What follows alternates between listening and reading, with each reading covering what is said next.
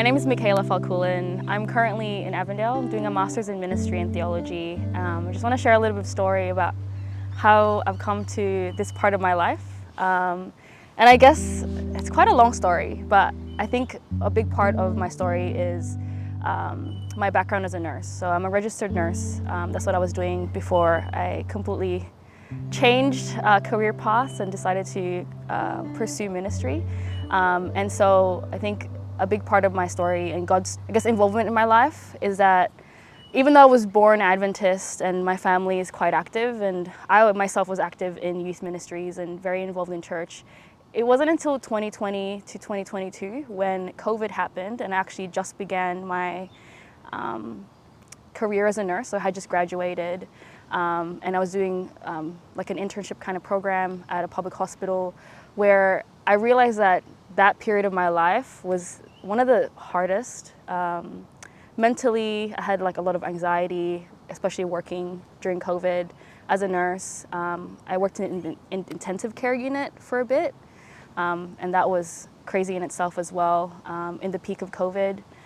And I think that was a period of time where I thought my relationship with God was quite founded. I thought it was a good relationship. I thought that He was the priority in the forefront of everything that I did, but I realized that I was actually living a life where I was the God of my life and not actually God. And I went about my life planning everything, having plan A, plan B, not really allowing God to work in my life.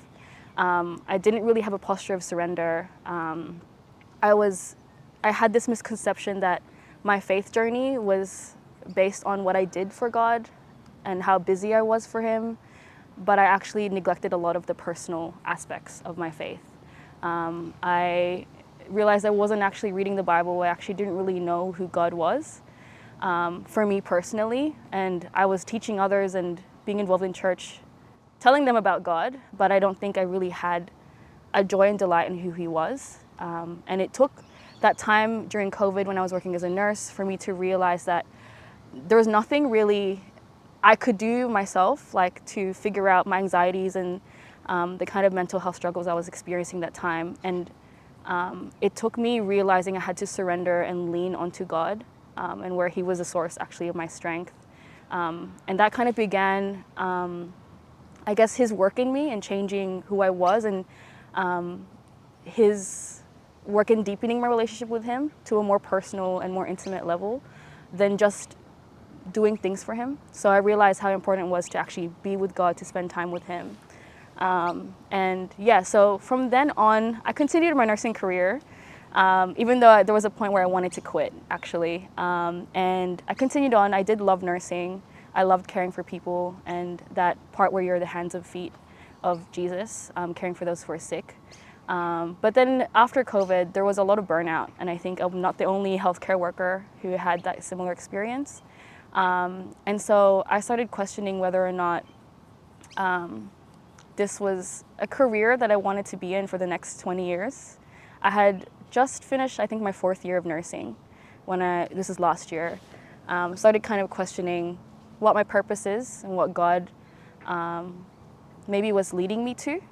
Now that I've changed a posture from planning my life myself to more leading into what He actually has for me. So I think it was a lot of reflection on whether or not nursing was a part of His plan for me. And so during that time, a friend of mine, a good friend who actually also just graduated nursing, came to me and told me about this discipleship course that they were offering at Avondale University called Catalyst. And so the questions I had about my purpose and I guess also trying to figure out how I can share with others my experience of, even though I thought I was a Christian, actually my life with God wasn't where it should be, and my relationship with Him wasn't at the depth that it should have been.